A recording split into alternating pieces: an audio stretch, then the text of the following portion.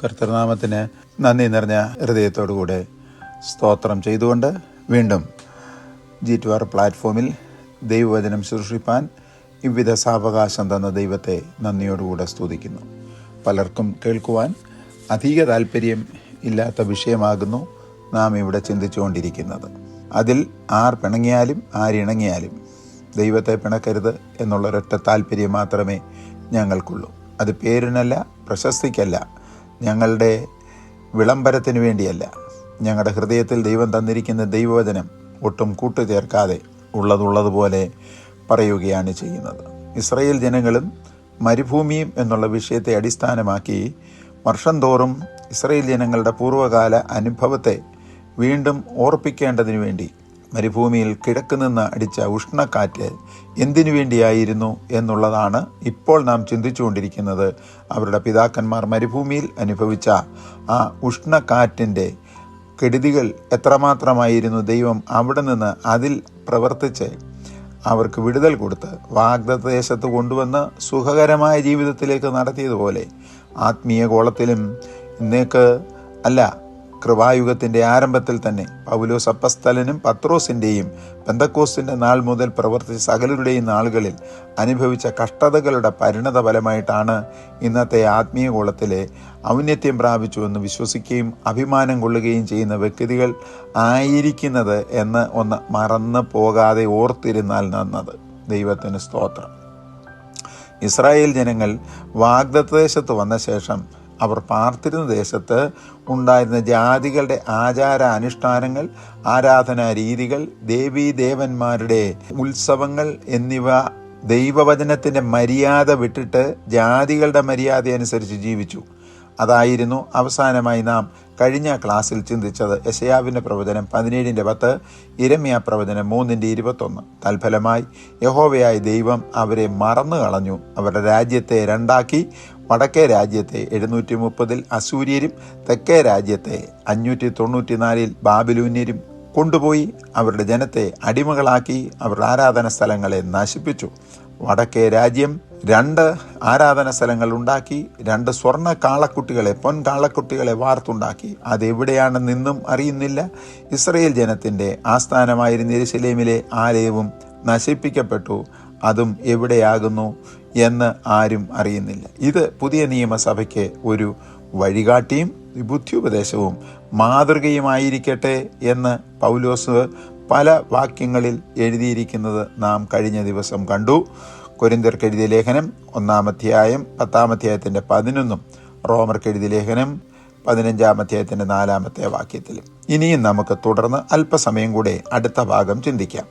പഴയ നിയമ ലേവ്യ പുരോഹിതന്മാരാൽ നടത്തപ്പെട്ട ഇസ്രായേൽ ജനം യഹോവയാം ദൈവത്തോട് ചെയ്ത അനുസരണക്കേടിൻ്റെയും അതിക്രമത്തിൻ്റെയും ശിക്ഷയുടെ ഫലമായി അവർക്ക് രാജാവ്, പ്രഭു, യാഗം, പ്രതിഷ്ഠ, ഏഫോദ്, ഗൃഹബിംബം എന്നിവ ഇല്ലാതവണ്ണം ശിക്ഷിക്കപ്പെട്ടിരിക്കുന്നുവെങ്കിൽ നോക്കുക, ഹോശയ എഴുതിയ പുസ്തകം 3-ാം അധ്യായം 4-ഉം 5-ഉം വാക്യങ്ങൾ എന്നിവ ഇല്ലാത്ത വിധത്തിൽ ദൈവം അവരെ ശിക്ഷിച്ചുവെങ്കിൽ അവർക്ക് സംഭവിച്ച വിധി പുതിയ നിയമ യുഗമായ കൃപായുഗത്തിൽ വസിക്കുന്ന രാജകീയ പുരോഹിതവർഗമാകുന്ന ദൈവസഭയ്ക്കും ഒരു ബുദ്ധിയുപദേശമാകുന്നു എന്ന് ഉള്ളതിന് ഇരുപക്ഷം ഇല്ല. വാക്യം നേരത്തെ പറഞ്ഞു, ഒരിക്കൽ കൂടെ ആവർത്തിക്കുന്നു. റോമർക്ക് എഴുതിയ ലേഖനം 15-ാം അധ്യായം 4-ാമത്തെ വാക്യം, മുന്നെഴുതിയിരിക്കുന്നതൊക്കെയും എന്ന് പറഞ്ഞാൽ ഉൽപ്പത്തി പുസ്തകം 1-ാം അധ്യായം 1-ാമത്തെ വാക്യം മുതൽ മലാക്കി പ്രവചനം 4-ാം അധ്യായം അവസാനം വരെ ഉള്ള 39 ഗ്രന്ഥങ്ങളിൽ എഴുതിയിരിക്കുന്ന സകല വിഷയങ്ങളും മത്തായി എഴുതിയ സുവിശേഷം 1-ാം അധ്യായം 1-ാമത്തെ വാക്യത്തിൽ അബ്രഹാമിൻ്റെ പുത്രനായ ഇസ്ഹാക്കിൻ്റെ പുത്രനായ ദാവീദിൻ്റെ പുത്രനായ യേശുക്രിസ്തുവിൻ്റെ വംശാവലി എന്ന് തുടങ്ങി വെളിപ്പാട് പുസ്തകം 22-ാം അധ്യായം 20-ാമത്തെ വാക്യം വരെയുള്ള സകല വിശ്വാസികൾക്കും ഇതൊരു ബുദ്ധിയുപദേശം. ഇന്നത്തെ ആത്മീയഗോളത്തെ പൊതുവായി ഒരു സൂക്ഷ്മ നിരീക്ഷണം ചെയ്താൽ ലേവ്യ പൗരോഹിത്യത്തിൻ്റെ കാലത്ത് നടന്നതിനേക്കാൾ അനേക മടങ്ങ് ആത്മീയ വേദവിപരീത അനാചാര പ്രവൃത്തികളെ ഇന്നത്തെ ആത്മീയഗോളത്തിൽ ദർശിക്കുവാൻ സാധിക്കും എന്നതിന് യാതൊരു സംശയമില്ലാത്തവണ്ണം നിഷ്പ്രയാസം നമുക്ക് ഗ്രഹിപ്പാൻ സാധിക്കും. മുൻപ് യിരെമ്യാ പ്രവാചകന്റെ കാലത്തുണ്ടായിരുന്ന പുരോഹിതന്മാരും പ്രവാചകന്മാരും കൂട്ടുകെട്ടായി നടത്തിയെന്ന് പറയപ്പെടുന്ന 20 കൂട്ടം കാര്യങ്ങൾ. ഒരിക്കൽ കൂടെ പറയാം, പഴയ നിയമ പൗരോഹിത്യ കാലത്ത് അവരുടെ നേതൃത്വം വഹിച്ചിരുന്ന പുരോഹിതന്മാരും പ്രവാചകന്മാരും കൈചേർന്ന് പിടിച്ചൊന്നിച്ച് നടത്തിയ അനാത്മീയ പ്രവർത്തനത്തിൻ്റെ കൂട്ടുകെട്ടാൽ നടന്ന ശിക്ഷ എന്തെല്ലാമാകുന്നു എന്നുള്ളത് 20 കാര്യങ്ങൾ മാത്രം.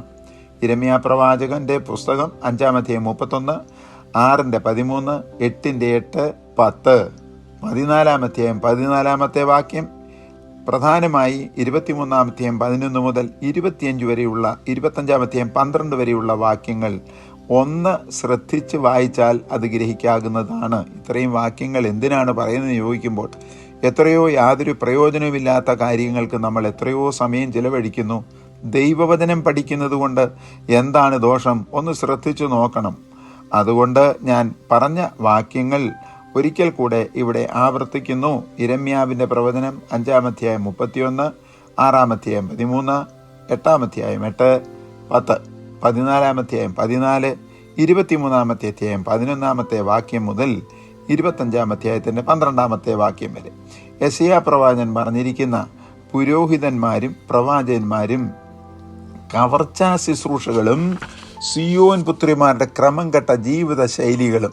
യെശയ്യാ പ്രവചനം 3-ാം അധ്യായം 10 മുതൽ 26 വരെയുള്ള വാക്യങ്ങൾ. മീഖാ പ്രവാചകന്റെ പ്രവചനത്തിൽ കാണുന്ന അനാത്മീയ പ്രവൃത്തികൾ. മീഖാ പ്രവചനം 3-ാം അധ്യായം 3 മുതൽ 12 വരെയുള്ള വാക്യങ്ങൾ ഒന്ന് ശ്രദ്ധിക്കുക. അവരുടെ നടുവിൽ നടന്ന ദൈവവചന വിപരീതവും വിരോധവുമായ ദൈവശിക്ഷയ്ക്കും ക്രോധത്തിനും കാരണമായ പാപങ്ങൾ. 1, അവർ ജനത്തിൻ്റെ മാംസം തിന്ന് അവരുടെ ത്വക്ക് അവരുടെ മേലിൽ നിന്നും ഉരിച്ചു കളയുന്നു. എന്ന് പറഞ്ഞാൽ അവർക്ക് ജീവിതത്തിൽ എന്ത് നടക്കുന്നു എന്നുള്ളത് വിഷയമല്ല, അവർക്ക് വല്ല വിധേനയും ജീവിക്കണം. അതിനുവേണ്ടി ജനത്തിൻ്റെ മാംസം തിന്നുക, അവരുടെ ത്വക്ക് അവരുടെ മേലിൽ നിന്നും ഉരിച്ചു കളയുക. സീരിയസ് ആണ് വിഷയം. താഴോട്ട് ചിന്തിക്കുമ്പോൾ, രണ്ടാമത് അവരുടെ അസ്ഥികളെ ഒടിച്ച് കലത്തിൽ ഇട്ട് കുട്ടകത്തിൻ അകത്തെ മാംസം പോലെ മുറിച്ചു കളയുന്നു. 3-ാമത്തെ വാക്യം തന്നെയാണ്. മീഖാ പ്രവചനമാണ് ഈ പഠിക്കുന്നത്. ദൈവപുത്രൻ്റെ ജനത്തെ തെറ്റിച്ച് കളയുവാനും പല്ലിന് കടിപ്പാൻ വല്ലതും ഉണ്ടെങ്കിൽ സമാധാനം പ്രസംഗിക്കുകയും അവരുടെ വായിൽ ഒന്നും കൊടുക്കാത്തവൻ്റെ നേരെ വിശുദ്ധയുദ്ധം ഘോഷിക്കുകയും ചെയ്യുന്ന പ്രവാചകന്മാർ. 3-ാം അധ്യായം 5-ാമത്തെ വാക്യം. ന്യായം വെറുക്കുകയും ചൊവ്വുള്ളതൊക്കെയും വളച്ചുകളയുകയും ചെയ്യുന്ന യാക്കോബ് ഗൃഹത്തിൻ്റെ തലവന്മാർ എന്ന് പറഞ്ഞാൽ പ്രസ്ബിറ്ററിയും അതിൻ്റെ ഭരണകർത്താക്കന്മാരും ഇസ്രായേൽ ഗൃഹത്തിൻ്റെ അധിപന്മാരും. 3-ാം അധ്യായം 9-ാമത്തെ വാക്യം. അവരെന്ത് ചെയ്യുന്നു? 5-ാമത്, സിയോനെ രക്തപാതകം കൊണ്ടും യെരുശലേമിനെ ദ്രോഹം കൊണ്ടും പണിയുന്നു. ഈ നേതാക്കന്മാരുടെയും തലവന്മാരുടെയും ദുഷ്പ്രവൃത്തികൾ കാരണമായി എത്രയോ പേരാണ് വേദനയിൽ കൂടെ കടന്നു പോകുന്നത്, ദുഃഖത്തിൽ കൂടെ കടന്നു പോകുന്നത്. എത്രയോ എളിയ ദൈവദാസന്മാരാണ് നെടുവീർപ്പിലും നിരാശയിലും കടന്നു പോകുന്നത് എന്ന് ഒന്ന് ചിന്തിച്ചു നോക്കണം. ഇവർക്ക് യാതൊരു ദുഃഖവും മനഃസാക്ഷിക്കുത്തും ഇല്ലാതെ ജനത്തിൻ്റെ മാംസം തിന്നുകയും അവരുടെ തോൽ പറിച്ചെടുക്കുകയും അവരുടെ അസ്ഥികൾ ഒടിച്ച് കുട്ടകത്തിലിട്ട് പുഴുങ്ങുകയും ചെയ്യുന്നത് പോലെ ഇവർ ദോഷം ചെയ്യുന്നു. 6-ാമത്, അതിലെ തലവന്മാർ എന്ന് പറഞ്ഞാൽ അതിലെ നേതാക്കന്മാർ സമ്മാനം റിവാർഡ് വാങ്ങി ന്യായം വിധിക്കുന്നു. കൈക്കൂലി വാങ്ങിയിരിക്കരുതെന്നുള്ള പ്രമാണം വിട്ടിട്ട് ഏത് കാര്യം സാധിക്കണമെങ്കിലും ഈ ഉന്നതന്മാരെ ഹോട്ടലിൽ പോയി ആഹാരം കഴിച്ച് പേഴ്സിനകത്ത് അല്ലെങ്കിൽ കവറിനകത്ത് പണം കൊടുത്താൽ ഇവർ പറയുന്ന രീതിയിൽ വിധിക്കുന്നു. ഇത് രാഷ്ട്രീയ ഗോളത്തിൽ മാത്രമല്ല, ആത്മീയ ഗോളത്തിലും ഇന്ന് കണ്ടുവരുന്നില്ലേ? 7-ാമത്, അതിലെ പ്രവാചകന്മാർ പണം വാങ്ങി ലക്ഷണം, അതിന് മൂലഭാഷയിൽ കൊടുത്തിരിക്കുന്നത് ഡിവിനേഷൻ പറയുന്നുവെന്നാണ്. എന്ന് പറഞ്ഞാൽ മന്ത്രവാദം പഠിച്ച് പ്രവചിക്കുന്ന പ്രവാചകന്മാരും ഇന്നത്തെ ആത്മീയ ഗോളത്തിൽ ഉണ്ട്. ഇവർക്ക് വരുവാനിരിക്കുന്ന ശിക്ഷയെ സംബന്ധിച്ച് ദൈവം മുൻകൂട്ടി വ്യക്തമാക്കിയിരിക്കുന്ന വേദഭാഗം 3-ാമത്തെ അധ്യായം 1, 6, 7, 8, 12 വാക്യങ്ങൾ മീഖാപ്രവചനമാണ്. വായിച്ചു നോക്കിയാൽ മതി. ഒരു കാലത്ത് പഴയ നിയമ ലേവ്യ പുരോഹിതന്മാരുടെയും പ്രവാചകന്മാരുടെയും വായിൽ നേരിലുള്ള ഉപദേശം അവരുടെ വായിൽ ഉണ്ടായിരുന്നു. അവരുടെ അധരങ്ങളിൽ നീതികേട് കണ്ടില്ല എന്ന് മലാക്കി പ്രവചനം 2:6. അവരോടുള്ള ദൈവത്തിൻ്റെ നിയമം അവരുടെ ജീവനും സമാധാനവുമായിരുന്നു. അവർ ഭയപ്പെടേണ്ടതിന് ദൈവം അവയെ അവർക്ക് കൊടുത്തു. അവർ യഹോവയെ ഭയപ്പെട്ട് ദൈവത്തിൻ്റെ നാമം നിമിത്തം വിറയ്ക്കുകയും ചെയ്തു. മലാക്കി പ്രവചനം 2:5. അന്ന് അവർ ദൈവത്തോടു കൂടെ നടന്നു, പലരെയും അകൃത്യം വിട്ട് തിരിയുമാറാക്കുകയും ചെയ്തു. മലാക്കി പ്രവചനം 2:6. ഇന്ന് അവർ ദൈവത്തെ വിട്ട് സ്വയമായി നടക്കുന്നു, പലരെയും അകൃത്യത്തിൽ ഉറപ്പിക്കുന്നു. അതല്ലേ ഇന്നത്തെ ആത്മീയഗോളത്തിൽ കാണുന്നത്?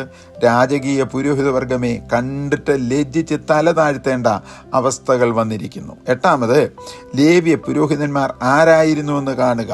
അവർ സൈന്യങ്ങളുടെ ദൈവമായ യഹോവയുടെ ദൂതന്മാരായിരുന്നു. അവൻ്റെ അധരങ്ങൾ പരിജ്ഞാനം സൂക്ഷിച്ചു വെക്കേണ്ടതും ഉപദേശം അവനോട് പഠിക്കേണ്ടതുമാകുന്നു. മലാക്കി പ്രവചനം 2:7. എന്നാൽ മലാക്കി പ്രവാചകന്റെ കാലമായപ്പോൾ അവർ യഹോവയുടെ വഴി വിട്ടുമാറി പലരെയും ഉപദേശത്തിൽ ഇടറുമാറാക്കി. ലേവിയുടെ ഉപദേശം നശിപ്പിച്ചിരിക്കുന്നു. മലാക്കി പ്രവചനം 2:8. ഞാനീ പറയുന്ന രാജകീയ പൗരോഹിത്യ വർഗത്തെയും പഴയ നിയമ പുരോഹിതന്മാരും തമ്മിലുള്ള ഒരു കമ്പാരിസനാണ്, താരതമ്യ പഠനമാണ്. മറക്കരുത്, ഇന്നത്തെ ആത്മീയഗോളം അതിനെക്കാട്ടിൽ ബഹുദൂരം വഴി തെറ്റി നശിച്ചിരിക്കുന്നു എന്ന് കാണുന്നത് ദുഃഖകരമാണ്. 10, അങ്ങനെ അവർ യഹോവയുടെ വഴികളെ പ്രമാണിക്കാതെ ന്യായപ്രമാണത്തിൽ പക്ഷഭേദം കാണിച്ചതുകൊണ്ട് ഞാനും നിങ്ങളെ സകല ജനത്തിനും നിന്ദിതരും നീചരുമാക്കി തീർത്തു. മലാക്കി പ്രവചനം 2:8. ഒരു കാലത്ത് മാനത്തോടുകൂടെ ഇരുന്ന് ലേവ്യ പൗരോഹിത്യം വംശവും ജനവും യഹോവയെ മറന്ന് ദൈവ വഴികളെയും നിയമത്തെയും പ്രമാണങ്ങളെയും തൃണവൽഗണിച്ച് കാള, കഴുത മുതലായ മൃഗങ്ങളെക്കാൾ അധമന്മാരായി പാപം, അകൃത്യം ആദിയായവ ചുമന്നുകൊണ്ട് വഷളന്മാരായി ജീവിച്ചു. യെശയ്യാവിൻ്റെ പ്രവചനം 1-1 ദൈവം തൻ്റെ ശുശ്രൂഷ അവിടെ നിർത്തുന്നില്ല. പുരോഹിതനിൽ കൂടെ പറഞ്ഞ് ആരംഭിക്കുന്ന ഇങ്ങനെയാണ്: ഇവർ ദൈവവചനം കേട്ടില്ല എങ്കിലും കാളുകളും കഴുതകളും അവരുടെ യജമാനന്മാരെ അനുസരിച്ച് അവരുടെ യജമാനന്മാരുടെ തൊഴുത്തിലേക്ക് തിരിയുമ്പോൾ എൻ്റെ ജനമോ എന്നെ അറിയുന്നില്ല. അതുകൊണ്ട് ശുശ്രൂഷ പര്യവസാനിപ്പിക്കാതെ പറയുകയാണ്: ആകാശമേ കേൾക്കുക, ഭൂമിയെ ചെവിചായിക്കുക. ഏതായാലും ഒരു കാര്യം, ആരനുസരിക്കുന്നുവോ ആരനുസരിക്കാതിരിക്കുന്നുവോ, ആര് കേൾക്കുന്നുവോ കേൾക്കാതിരിക്കുന്നുവോ, ദൈവത്തിൻ്റെ ശുശ്രൂഷ അനുസ്യൂതം തുടർന്നുകൊണ്ടിരിക്കും എന്നുള്ളതിന് ഇരുപക്ഷം ഇല്ല.